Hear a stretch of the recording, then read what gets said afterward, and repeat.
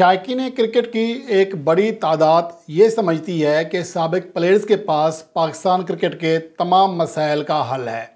ख़ास तौर पर वो साबिक प्लेयर्स जो कि कमेंट्री की वजह से, कोचिंग की वजह से या किसी और शोबे से मुंसलिक होने की वजह से क्रिकेट के साथ जुड़े रहते हैं। उनसे काफ़ी उम्मीदें वाबस्ता होती हैं कि क्रिकेट के ऊपर गहरी निगाह है इन लोगों की और ये सही सिमत जो है पाकिस्तान क्रिकेट को लेके जा सकते हैं। लेकिन जब इनके तज्ज़िये सुनते हैं, जब इनकी बातें सुनते हैं तो बड़ी हैरानी होती है। अब वक़ार यूनिस को ले लें, पाकिस्तान टीम के सबसे ज़्यादा बार कोच रहे हैं, कमेंट्री करते हैं, क्रिकेट में रिटायरमेंट के बाद पूरी तरह इन्वॉल्व हैं, क्रिकेट से उनका नाता नहीं टूटा। और वसीम अकरम, रमीज़ राजा या आमिर सोहेल ये चंद ऐसे प्लेयर हैं जो कि क्रिकेट के साथ जुड़े हुए हैं। इनसे गलती होने की तवक्को बहुत कम होती है। लेकिन जब T20 वर्ल्ड कप के लिए वक़ार यूनिस ने अपने स्क्वाड का ऐलान किया तो उसमें मुझे बड़ी हैरानी हुई है कि वक़ार यूनिस किस बुनियाद पर ये सिलेक्शन कर रहे हैं और क्या उनको वाकई ही हक़ाइक़ का इल्म नहीं है या फिर वो भी इस तरह टंग टपाव वाला काम करते हैं कि जी बस ये नाम मुंह में आगे चलें यार ये मुझे सही लग रहा है इसको रख दो, या वो भी होमवर्क नहीं करते। तो अब उसने जो अपनी टीम का ऐलान किया है उसमें पहले आपको नाम बता देता हूँ। पहला ब्लंडर तो ये किया है सबसे बड़ा कि उसामा मीर, इब्रार अहमद दोनों स्पिनर को शामिल किया है, जबकि इमाद वसीम और शादाब खान की सूरत में ऑलरेडी 2 स्पिनर मौजूद हैं। सैम अयूब और Iftikhar Ahmed part time bowling भी करा सकते हैं, इसके बावजूद 2 और स्पिनर ऐड कर दिए हैं। ये मंतक मुझे समझ नहीं आती है। और अब्बास अफरीदी जो कि हालिया अरसे में पाकिस्तान का तीसरा टॉप विकेट टेकर है और बेहतरीन इकनॉमी रेट से बॉलिंग करा रहा है, उसको शामिल नहीं किया। अब ये मंतक बहरहाल मुझे तो समझ नहीं आती है। पहले उन प्लेयर्स का नाम ले लेता हूँ मैं जो कि वक़ार यूनिस ने अपनी team of the world cup के लिए मुंतखब किए हैं। उनमें बाबर आज़म, मोहम्मद रिजवान, उस्मान खान, आज़म खान, इफ्तिखार अहमद, शादाब खान, फ़खर जमान, सैम अयूब, इमाद वसीम, इब्रार अहमद, उसामा मीर, शाहीन अफरीदी, नसीम शाह, मोहम्मद आमिर और हारिस रऊफ़ को शामिल किया है। अब यहाँ सवाल ये पैदा होता है कि उसामा मीर को किस कारकर्दगी की बुनियाद पर पाकिस्तान के T20 वर्ल्ड कप के स्क्वाड में शामिल किया जा रहा है। मतलब कि शामिल किया है वक़ार यूनिस ने, अभी पाकिस्तान के सेलेक्टर्स ने तो फ़ैसला नहीं किया और मुझे लगता है कि कोई इतना बड़ा ब्लंडर नहीं करेगा। उसामा मीर की कारकर्दगी पाकिस्तान टीम के लिए क्या है? 4 मैचेस खेले हैं, सिर्फ 3 विकेटें हासिल की हैं, किसी मैच में एक से ज़्यादा विकेट हासिल नहीं कर सके। 9.62 उनका इकनॉमी रेट है, लगभग 10 रन फ़ी ओवर वो दे रहे हैं। अब तक उनकी कारकर्दगी देख लें तो फ़ी विकेट के लिए उन्हें 51 रन देना पड़े हैं।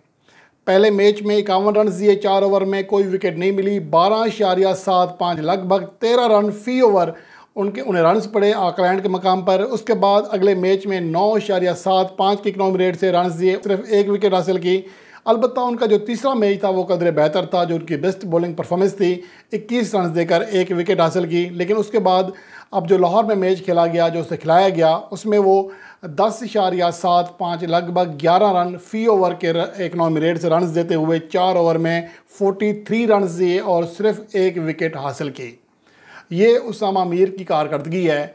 और वर्ल्ड कप 2023 में जब वनडे फॉर्मेट में उन्हें मौका दिया गया या उससे पहले एशिया कप में मौका दिया गया, तब भी उनकी कारकर्दगी ऐसी ही थी जैसा कि उनके T20 कैरियर के स्टेट्स हैं।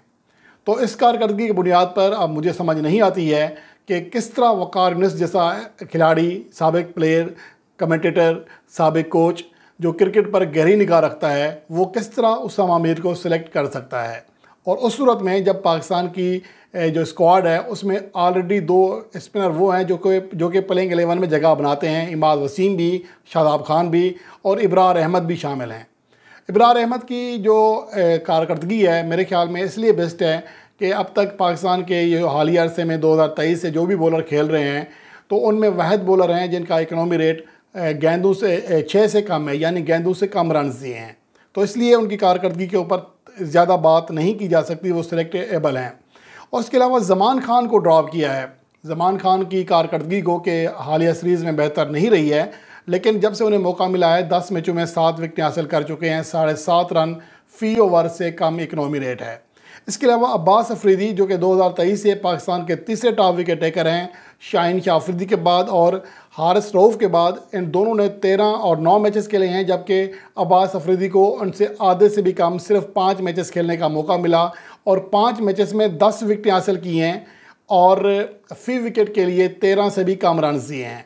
हर नवी गेंद पर वो विकेट हासिल कर रहे हैं और ब्रेक थ्रू दिलाने के लिए मशहूरत हासिल करते जा रहे हैं, लेकिन उन्हें सिलेक्ट नहीं किया। उसके बजाय हारिस रऊफ, उसामा मीर, इब्रार अहमद इनको सिलेक्ट किया है वकार यूनुस ने, जो कि ख़ुद एक अजीम बॉलर रहे हैं। तो ये मुझे समझ नहीं आती है कि उन्होंने ये स्क्वाड किस बुनियाद पर सिलेक्ट किया। और उसके अलावा आज़म खान को स्क्वाड में शामिल किया है, लेकिन किस कारकर्दगी की बुनियाद पर, किस फिटनेस की बुनियाद पर। वो अनफिट होकर न्यूजीलैंड के खिलाफ सीरीज़ से बाहर है और अब तक पाकिस्तान के लिए जो 8 मैचेस खेले हैं उसकी 7 इनिंग्स में सिर्फ 29 रन कर सके हैं। कभी 10 रन से बड़ी इनिंग्स नहीं खेली है। 5 रन फी इनिंग्स से भी कम उनकी एवरेज है, जबकि स्ट्राइक रेट जिसके लिए वो शोहरत रखते हैं सिर्फ 90 है, गेंदों से भी कम। और पूरे कैरियर में सिर्फ 2 चौके और 1 छक्का है वो जो लगा सके हैं अपने बैट मुबारक से। तो आज़म खान की सिलेक्शन किस तरह ऑटोमेटिक हो सकती है? यहाँ पर और भी बहुत सारी चॉइसेस हैं जो कि उनसे बेहतर परफॉर्म कर चुके हैं, उनको मौका देना बनता है। लेकिन यहाँ पर भी मेरे ख्याल में वकार यूनुस ने कदरे डंडी मारी है।